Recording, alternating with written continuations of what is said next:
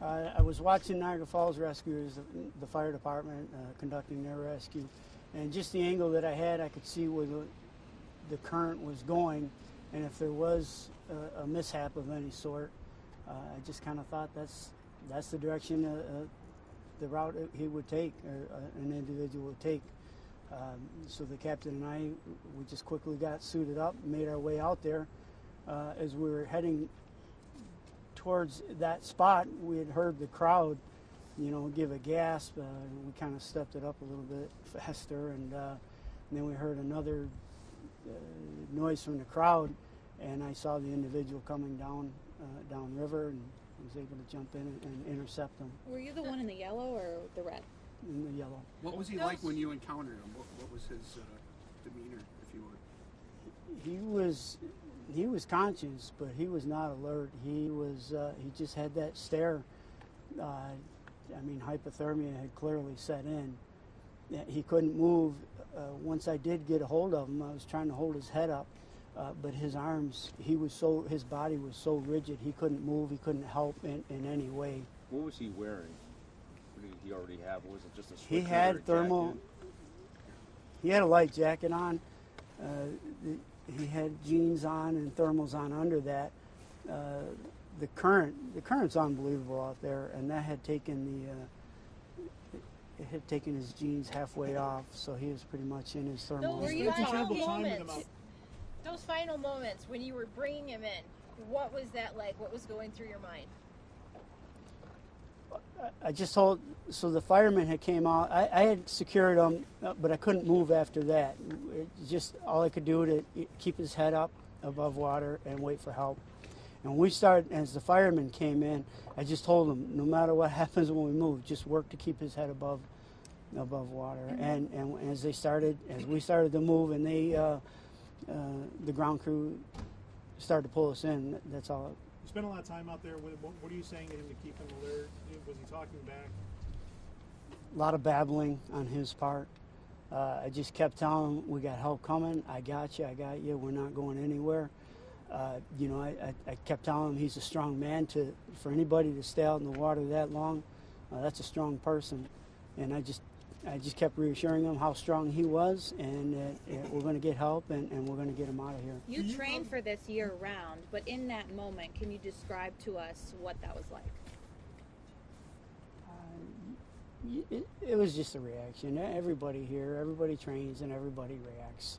And that's what it is. We did what we're trained to do. Have you been through a rescue like that before? Have you been through a rescue like that before? Not to the extent where I had to intercept somebody.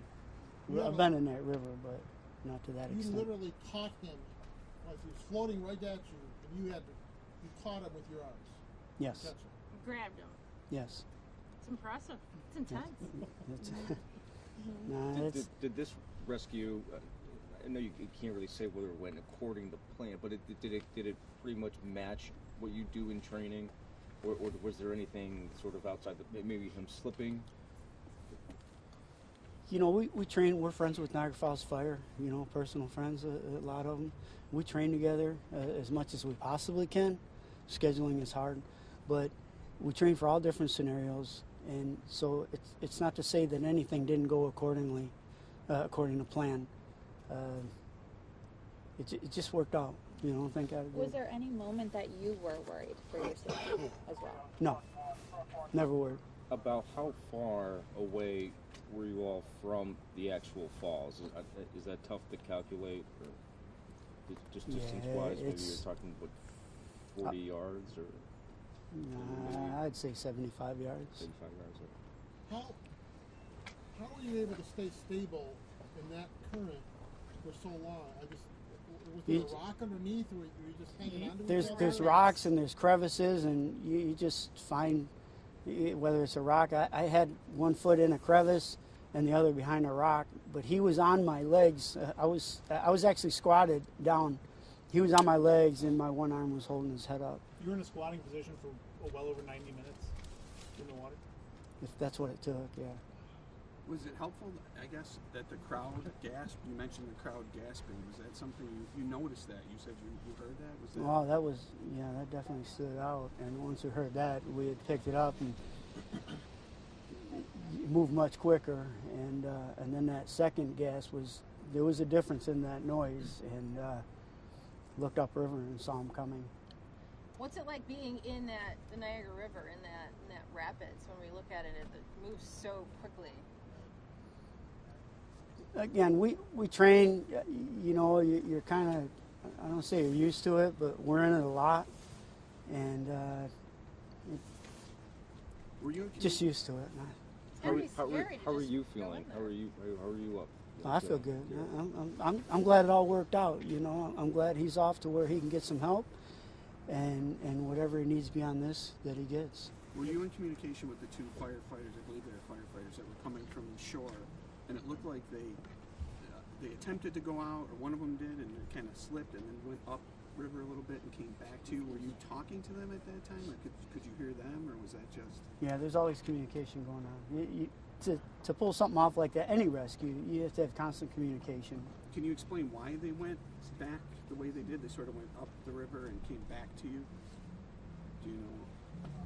Because there's different depths of water in there, which creates different amounts of water pressure on your body as you're trying to traverse through there. Some spots you just can't walk without a rope. Others you could stand right up and it might only be almost up to your knee, and you can maneuver. So it just depends on the water depth. Let's do one more question. In terms of access, there's not much public access down there. Would it take someone intentionally to try to get closer to the water in order to be pushed down there or anything like that? Because doesn't seem like there's much public access down there. Is that right? So how did he get in the water? That would be speculation. I have no idea. When we had gotten the report, the report was he was in the water, so we have no idea. Give me your name and title one more time, sir. Name and title? Yes, Major Clyde Doty, Doty. State Parks Police. State Park Police. Yeah.